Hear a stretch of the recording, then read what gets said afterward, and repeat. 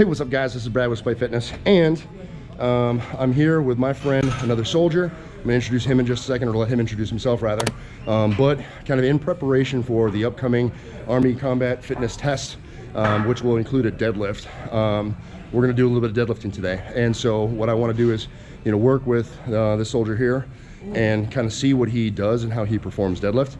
Then I'll see if there's any room. I haven't seen him yet do anything, so this is gonna be all kind of fresh as we go. But I just want to see how he performs the deadlift, and if I can provide him any tips or tricks that might help improve his deadlift, so that he can be more successful on that upcoming test. And some of this information, or some of these tips, tricks, what ideas may help you at home, or any of you guys across the force as well. Whether or not you're in the Army, it may also be able to help you increase your deadlift. So without further ado, let me introduce my friend. Hey guys, Sergeant Tyler. I'm here to learn from the best. You guys know who this guy is, Brad. He's gonna just show me some things. I'm by no means a professional. I just get in here and try to throw some weight around, so I'm here to learn today.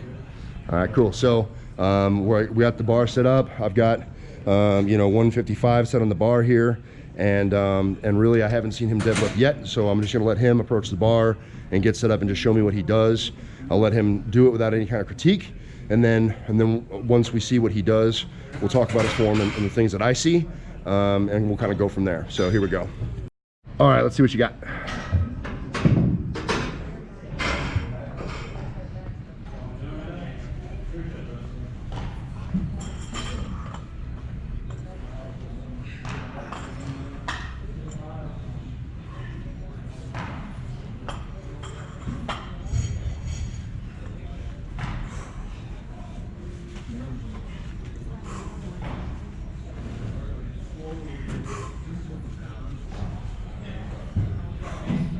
Okay, give me a couple more. Okay, that's good. Okay, so we'll set the camera down here and we'll talk a little bit about what we see. Okay, so a couple things that I saw on the deadlift, right? So as you were performing, come over here. So as you were performing the deadlift, pretty good setup in terms of how you approach the bar. Couple things that I did notice as you're doing it. One is, tilt the camera down here. So as you set up, right, you had your legs kind of wide and your hands are just right here, right? Almost to the point that when you were coming down, it actually collapsed your knees, right? So those knees were collapsing in, which isn't a most advantageous position to push from. So like imagine if I throw a punch like this, where everything is stacked, versus kind of like this, right? More power behind that straight line. So as you bend that leg, you're not having as much power from which to drive from. Right. So what I would recommend is a little bit narrower of a stance, so that those knees don't collapse in as you come down. Right. Then the other prompt that I saw is as you went to set the bar down, you were almost reaching with the upper body to set that bar down. So you want to maintain that tightness in the upper back and bring that bar down versus letting the bar sink down. Does that make sense? You're giving up position in that thoracic section of your spine that causes that thoracic rounding. Now, if you're doing repetitions that are going to be difficult for you, giving up that position is going to make the subsequent deadlifts harder because you're already here. Once you've given up position, and you're especially under a significant load, it's hard to get that position back.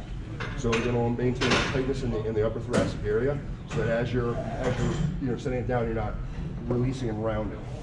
So those are a couple of quick tips that I saw that might help you. And then the other thing too is make sure that as you approach the bar, so when you set the bar, you were kind of like this. What you want to have is, as you set the bar, you want that bar to bisect the foot. And what I mean is, from the front of the shin bone to the tip of the toe. So you set up just a little bit too far away, and it puts you kind of out of your toes, like we talked about stacking. Now, I want to do something with you to kind of demonstrate that stacking so you feel what I'm describing. And you guys will see that in just a second. So I've moved Sergeant Tyler over to the another setup here. We have lighter weights, only 95 pounds in the bar, but I have a band set up, and what I'm doing with the band is trying to teach him that stacking position so he doesn't get up over his toes like we described. So I'm going to let him perform some movements and actually feel the difference so that he can kind of describe it for you guys. Yep, good. Bisecting the foot, great. Make sure that your hands are even positioned wherever you end up setting them. I would put them just outside your legs, but not over top of the band. Okay. There you go, see? Now drive those hips forward. There you go. Good. Drive the hips forward. So as soon as you crest the knee, begin to squeeze the glutes and drive the hip forward. There you go. You feel that? Yeah. So like everything's kind of moving in unison. It's not just the legs extending and it's not just the back extending. Do you feel that difference? Yeah, absolutely. Okay, so give me a few more reps with this. Give me like 4 or 5 reps. Good. 2, 3, 4. Good. And you guys see there on that last rep or two, as I came around front, he wasn't crashing the knees in. So we closed the stance a little bit so that he has a better position from which to drive from. So now that I had him perform some repetitions with the band, I'll have him move back over to the regular bar, and it's going to feel a little weird because you felt the resistance of the band now, and so it kind of initially or instinctively you're going to stack up much the same way. Okay. All right. So a good tip for you guys to help get yourselves cued right. So here we go. We're going to move them right over, and show me your deadlift without the band now. Now, the other thing too is before you initiate the weight, before you begin to pull, I want you to brace real hard like you're gonna take a punch to the stomach. Okay. So abdominally brace real hard. Big breath, brace, drive.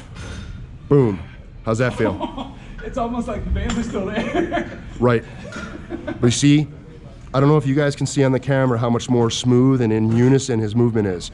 The legs are extending, the back is extending at the same time, and then you see the legs aren't really crashing in anymore. He could even use like to narrow his stance in by like a few more inches even.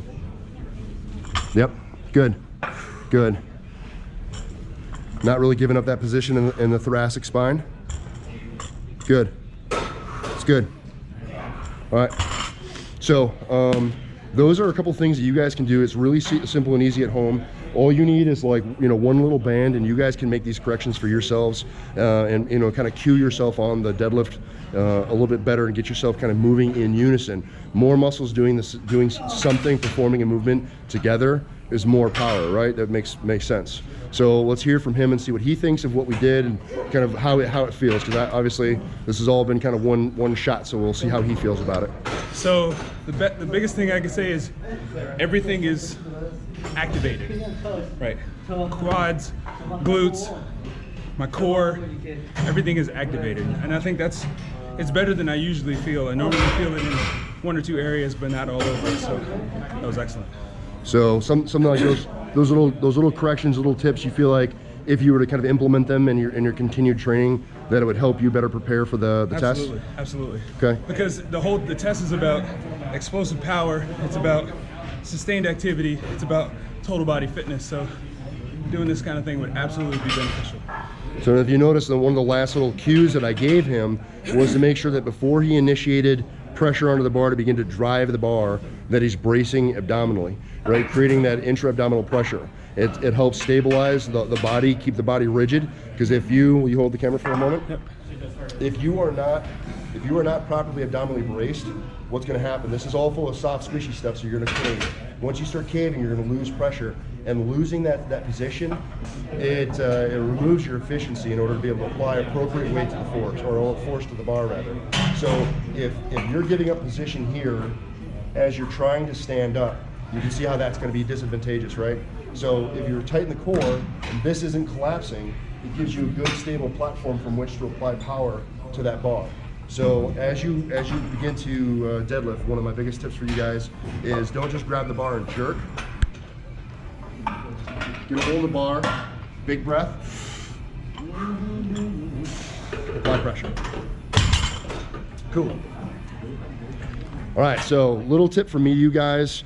I want to thank my friend Sergeant T for helping us out. If you guys have any questions, comments, or concerns, you leave them in the chat box below. I'll be sure to respond. I hope that these tips help you guys, any of you soldiers that are out there that are preparing for this test, or anyone else that wants to make their deadlift just a little bit better. I think these things will help you guys kind of learn to cue the deadlift, especially using that band. Remember guys, no matter what it is you think you can't do, get in and train despite. You're either going to find an excuse or you're going to find a way. Appreciate you watching, and I'll catch you guys in the next video. Peace.